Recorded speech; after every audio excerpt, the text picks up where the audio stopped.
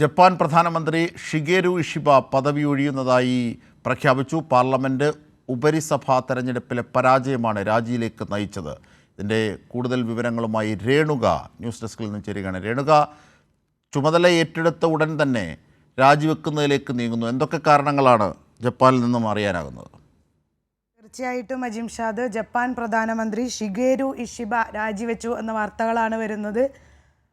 ഭരണത്തിലേറി ഒരു വർഷം പൂർത്തിയാകുന്നതിന് മുന്നെയാണ് ഇത്തരത്തിലൊരു രാജി പ്രഖ്യാപിച്ചിട്ടുള്ളത്.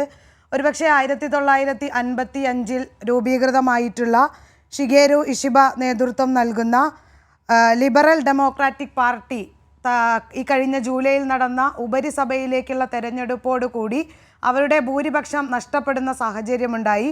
കഴിഞ്ഞ ഒക്ടോബറിൽ അധോസഭയിൽ നടന്ന തിരഞ്ഞെടുപ്പിലും ചരിത്രത്തിൽ ആദ്യമായി ആ പാർട്ടിക്ക് ഭൂരിപക്ഷം നഷ്ടപ്പെടുന്ന സാഹചര്യമുണ്ടായി.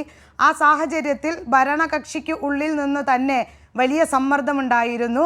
ഇഷിബയുടെ ചരിത്രത്തിലെ ആദ്യത്തെ തോൽവിയാണ് ഉണ്ടായിട്ടുള്ളത്. ആ സമയത്ത് തൻ്റെ പാർട്ടിക്കുള്ളിൽ നിന്ന് തന്നെ ഉണ്ടായിട്ടുള്ള കടുത്ത സമ്മർദ്ദങ്ങൾ മൂലമാണ് ഇഷിബയുടെ രാജി എന്നുള്ളതാണ് വൃത്തങ്ങൾ സൂചിപ്പിക്കുന്നത്. പക്ഷേ ആ ചരിത്രപരമായ തോൽവിയുടെ പരാജയത്തിൻ്റെ ഉത്തരവാദിത്തം താൻ ഏറ്റെടുക്കുന്നെന്നും തൻ്റെ പാർട്ടിക്കുള്ളിൽ ഒരു പിളർപ്പ് ഉണ്ടാവാതിരിക്കാൻ വേണ്ടിയിട്ട് കൂടിയാണ് താൻ രാജിവെക്കുന്നത് എന്നുള്ളതാണ് ഇഷിബ സൂചിപ്പിച്ചു വെച്ചിട്ടുള്ളത്.